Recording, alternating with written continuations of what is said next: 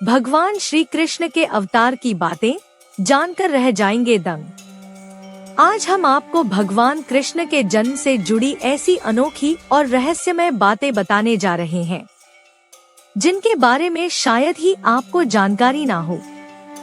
आइए जानते हैं भगवान कृष्ण से जुड़े रहस्य। चतुर्भुज रूप में देवकी और वासुदेव के सामने हुए प्रकट जब भगवान श्री कृष्ण ने अवतार लिया था, उससे पहले ही उन्होंने चमत्कार दिखाया था। अपने जन्म से पहले ही वह चतुर्भुज रूप में देवकी और वासुदेव के सामने प्रकट हुए थे। तब उन्होंने देवकी और वासुदेव से कहा था कि मैं आपके पुत्र के रूप में जन्म लेने वाला हूँ और मैं ही कंस का वध करूँगा। मेरे जन्म के साथ ही आप मुझे नंद जी के पास छोड़ आएं।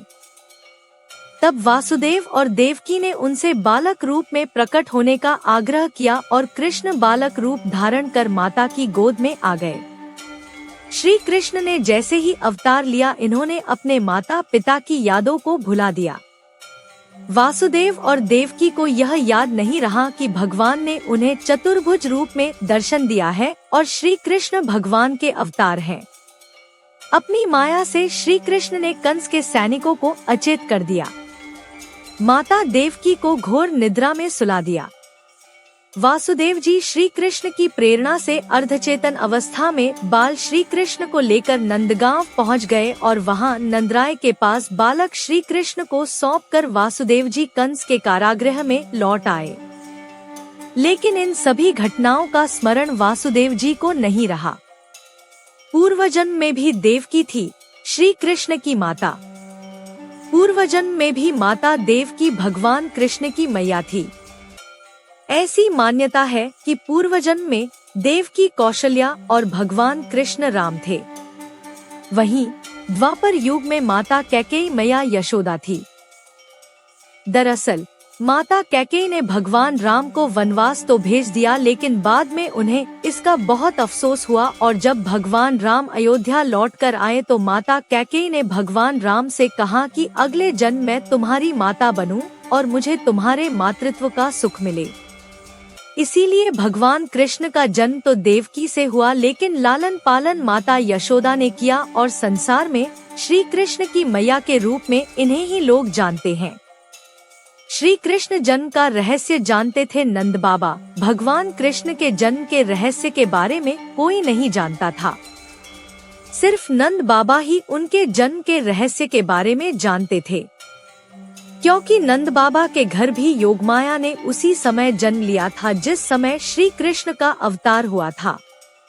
योगमाया ने नंद बाबा को श्री कृष्ण के आगमन की सूचना नंद बाबा को दे दी थी और कहा था कि वासुदेव जी के पुत्र को लेकर तुम मुझे वासुदेव जी को सौंप देना। श्री कृष्ण को लेकर नंद बाबा ने जब अपनी कन्या वासुदेव जी को दे दिया तो उन्हें भी फिर कुछ याद नहीं रहा।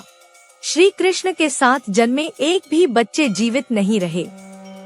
जब श्री कृष्ण का जन्म हुआ था, उस रात को कई बच्चों का जन्म हुआ था। कंस को जब यह पता चला कि देवकी ने 8वीं संतान को जन्म दिया है और वह बालक नहीं कन्या है, तो उसे हैरानी हुई।